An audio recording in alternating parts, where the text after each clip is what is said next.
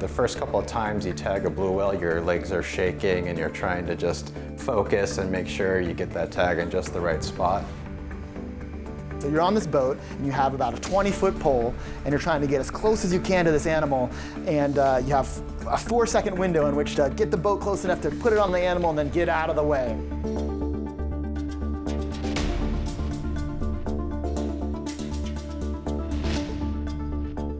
I run the whale biomechanics lab here at Stanford University's Hopkins Marine Station in Pacific Grove, California.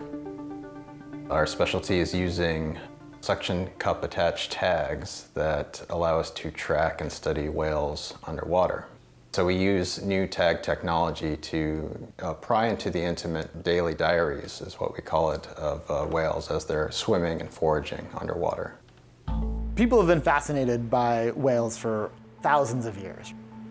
They wash up on beaches and people are like, what is this thing? What is going on? They're this massive animal that lives in the ocean and you can only see it at the surface. And for thousands of years, that's kind of how people study them. They could study specimens that were killed in whaling operations, and they could study the surface behavior. For that brief moment in time, they could study what the animal's doing. And for the most part, at the surface, these whales are just breathing. So for most of the life cycle, they're not really observable. They're going down to very deep depths very quickly and doing something. So we take our tags and tagging pole with us as far south as the Antarctic, as far north as Norway. But we do a lot of our work right here off the coast of California, where in Monterey Bay we're really lucky to have one of the densest concentrations of blue whales in the world. So in just an hour's cruise from a nearby port here, you can be surrounded by blue whales in the summer months of July, August, and September. Since we started in 2014, we have collaborated with a small company to build over 50 of these tags, and we've now tagged several hundred whales. This is one of my favorites, but it's got the forward-facing and the backward-facing camera here. It's got a GPS sensor here. GPS is a little bit challenging on a whale, so you can't get GPS signals underwater. So you actually only get the signal for that 3-second period where you're supposed to find every satellite in the sky for that 3-second period as the whale surfaces and then goes back underwater. It's got the sensor package up here in the front. It's just this little circuit board is actually all the accelerometer and magnetometer are. The reason that we've been able to do some of this work over the last 10 years is largely because cell phone technology has driven these sensors so small that there's a market for that, and then we can take advantage of that.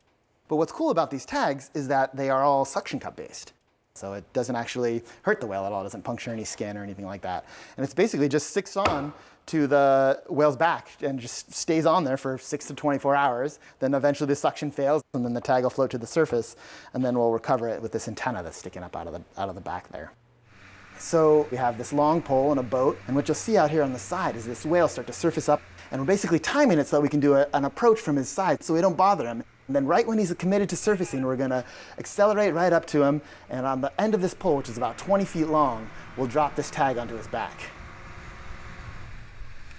Huge team effort, right? Like you have to work with the driver, you have to work with the other people on the boat to actually take pictures, you have to work with the spotters. You usually have about 6 or 7 people out in the water actually working to get this data on these animals.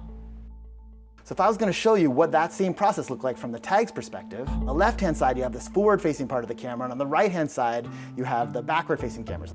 Basically the whale's going to approach here, come up on the left-hand side, we're going to accelerate up there, we're moving faster, and now there's the whale, and now we're on the back of a whale. Up here on the left-hand side is going to be the whale's head, and back here is the tail. And this right here is the antenna from the tag that we actually use to recover the tag. They're sampling at really high resolution. So, for example, the whale's movement is measured at several hundred times a second. As technology's improved and our sensors have gotten smaller and smaller and smaller, that's easier and easier to do and to get more and more data over a longer time span with more resolution.